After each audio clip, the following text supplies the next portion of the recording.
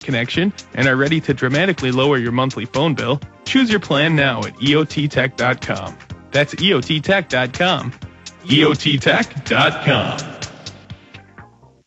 A day unlike any other in the long course of American history, a terrorist act of war against this country. The enemy struck America on September 11th. But who is the enemy? Bin Laden.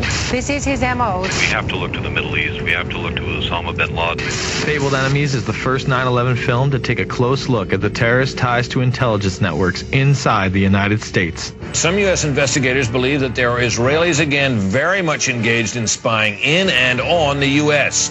I'm aware that some Israeli citizens have been detained. Bin Laden's connections to the CIA, the hijacker's ties to the FBI, the Saudi Arabian connection, the Israeli intelligence network, warnings and war games, the shadow government, and much, much more. Fabled Enemies.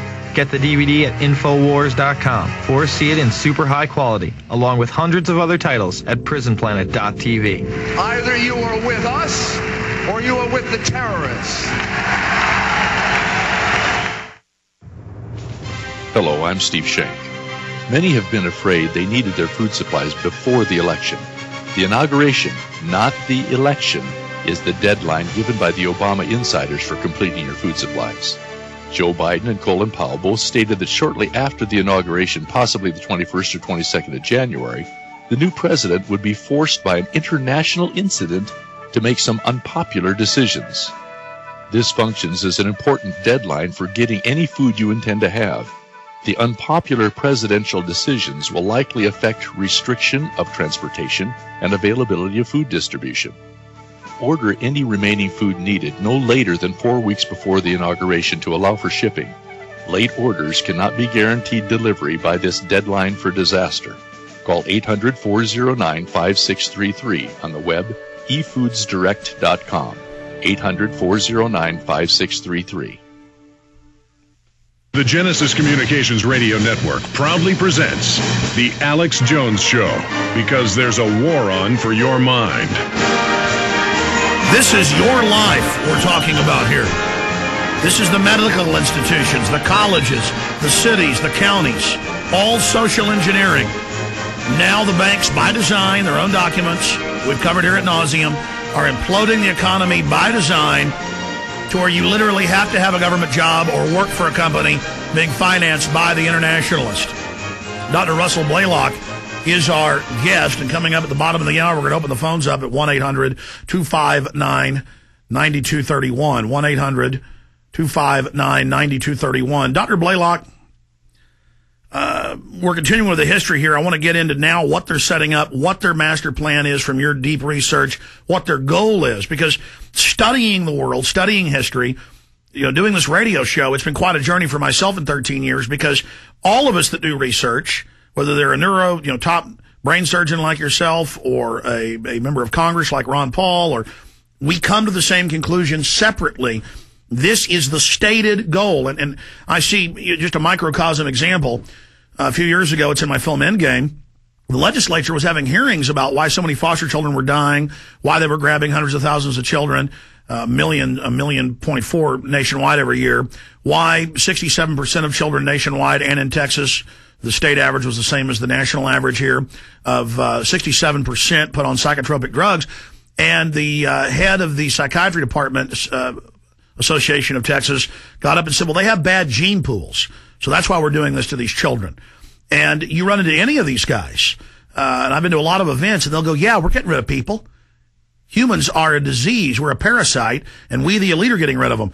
And I tell the story, my mother one time was riding with my father and myself when they were visiting me, and they'd come into the office and seen part of Endgame a year and a half ago being finished.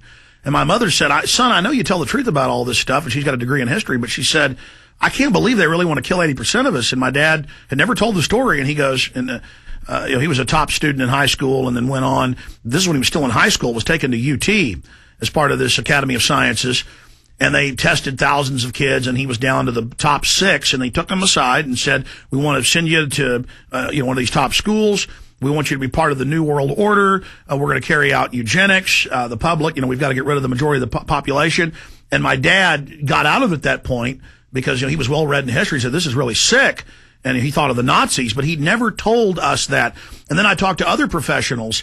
They are recruiting the creme de la creme of society, as you just said earlier, into this since the 30s in the Western world. Please continue.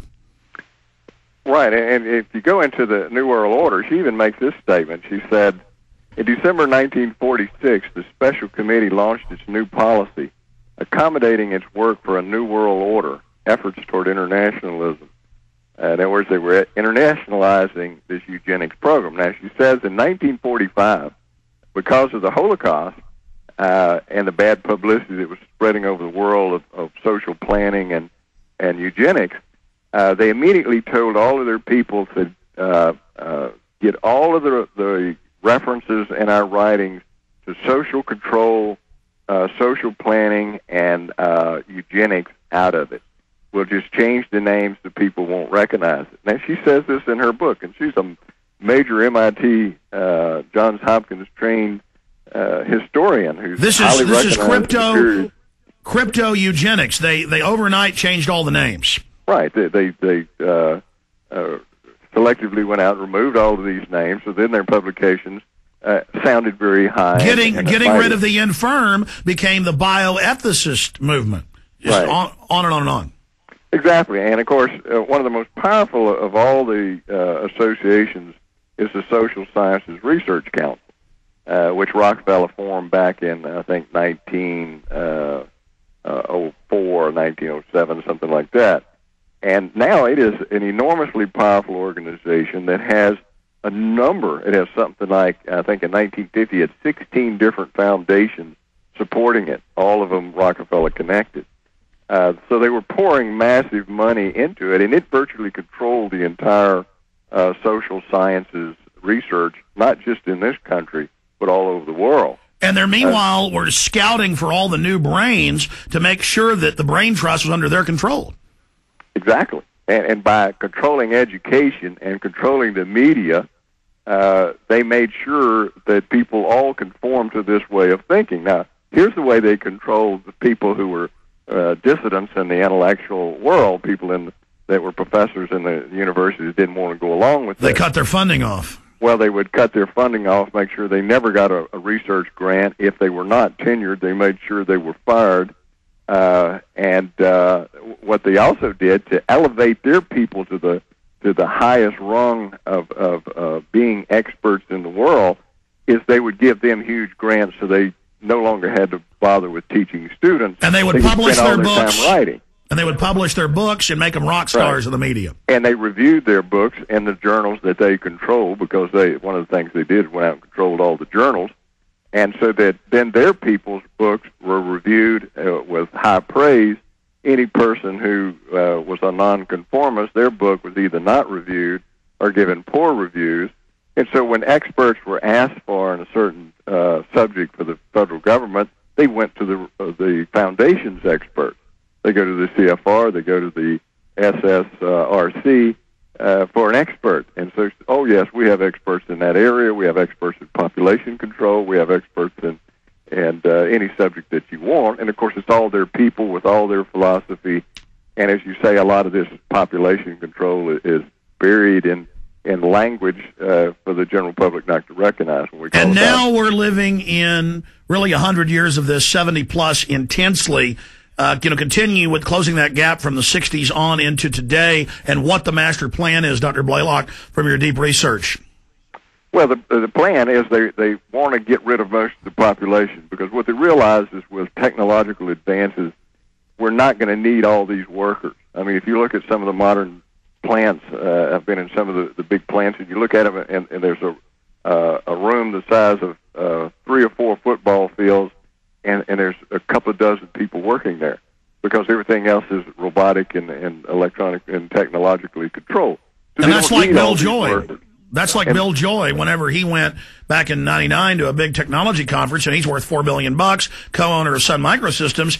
And he came back and wrote an article, Why the Future Doesn't Need Us, in Wired Magazine. And he said, look, I met with the elite. They're planning to kill everybody. Well, they don't need them. And the other thing that you read... That's what he said. He said they don't need them because of the robotics. Well, the thing you also realize when you read in the literature is they're scared of them, because now you have a large segment of your population that's unemployed, they become restless, and then they're a danger to the established order, to the elite. And so the thing that they're trying to do is reduce the population size through various measures like birth control, abortion, all of these different methods, the soft methods to get rid of people. And then, of course, they're using over-vaccinated